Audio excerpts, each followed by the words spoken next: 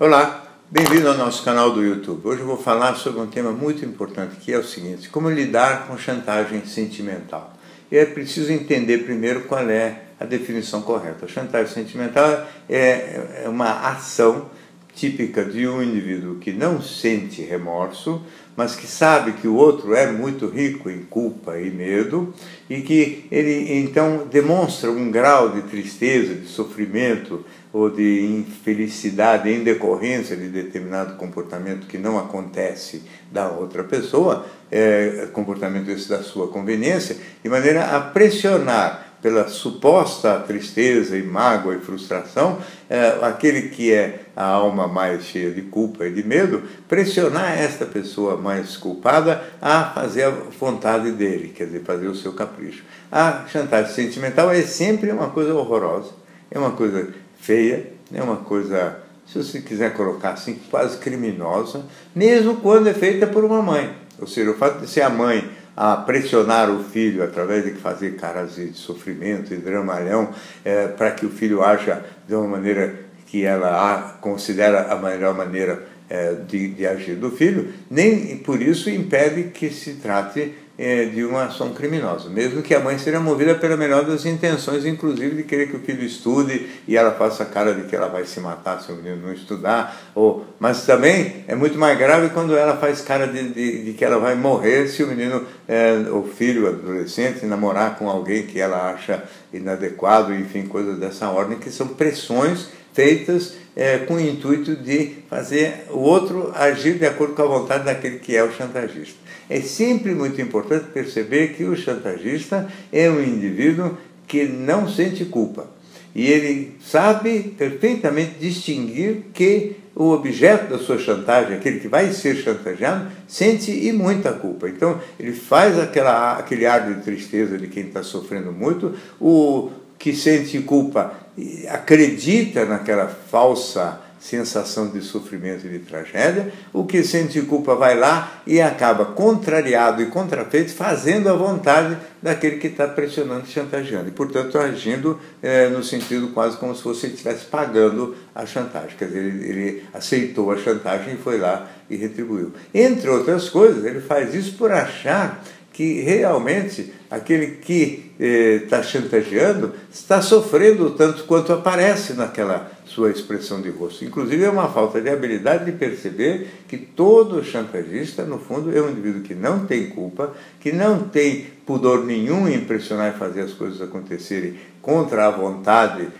daquele que é pressionado e chantageado, que não tem nenhuma preocupação com o sofrimento ou dor que esteja causando naquele que está sendo chantageado. E que o que está sendo chantageado demonstra uma certa ingenuidade, uma certa pureza, uma certa tolice até de raciocínio, quando acredita naquele show meio melodramático, quase sempre bastante visivelmente falso, de que o indivíduo está sofrendo muito. Às vezes a gente percebe essa falsidade porque o indivíduo está ali chorando, triste, parece que com uma alma penadíssima porque a gente não fez determinada coisa para ela, e de repente aparece uma terceira pessoa no circuito, ou por telefone ou pessoalmente, e a pessoa muda completamente a postura e fala com naturalidade, com simpatia, com cordialidade e com alegria até no telefone, o que mostra que na verdade era tudo um jogo de cena, uma falsidade. Então é preciso que aquele que é objeto da chantagem sentimental fique um pouco mais atento e perceba que o simples ato de fazer a chantagem já é um sinal de falha de comportamento moral e é um sinal de falta de sentimento de culpa e, mais do que isso, de falta de qualquer tipo de prurido ou pudor em provocar comportamentos que o outro não queira fazer, quer dizer, conseguir extrair um sim de alguém que não está querendo dizer aquele sim. E, portanto, é uma chantagem que é parecida com aquela que aconteceria com um revólver, quer dizer, obrigando o outro por força dos seus bons sentimentos, obrigando o outro por força dos seus bons sentimentos a agir em oposição àquilo que seria as suas verdadeiras convicções. Todo indivíduo que age como chantagista é um indivíduo de caráter duvidoso. E todo indivíduo que aceita e paga essa chantagem é muito ingênuo porque supõe um sofrimento que está acontecendo e que, na realidade, não está acontecendo. É só está fingindo uma dor, um sofrimento, com o intuito de extrair daquela pessoa legal comportamentos que ela não gostaria de fazer. Então, na prática, a melhor maneira de lidar com a chantagem sentimental e aprender a desqualificá-la é justamente compreender que aquele que faz a chantagem não é um indivíduo constituído moralmente da mesma matéria-prima que é aquele que é o objeto da chantagem. O que é objeto da chantagem é sempre com culpa, porque quem não tem culpa não é objeto de chantagem.